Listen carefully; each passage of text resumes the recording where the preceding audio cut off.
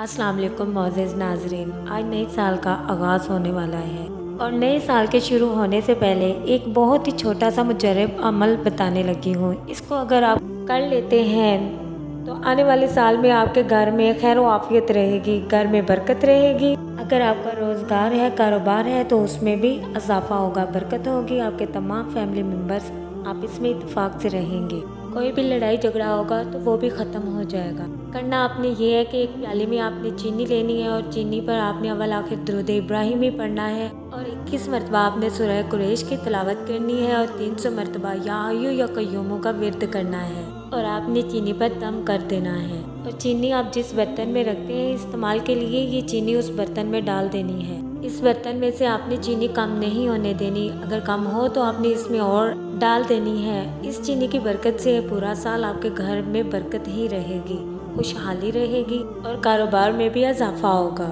इंशाअल्लाह ताला।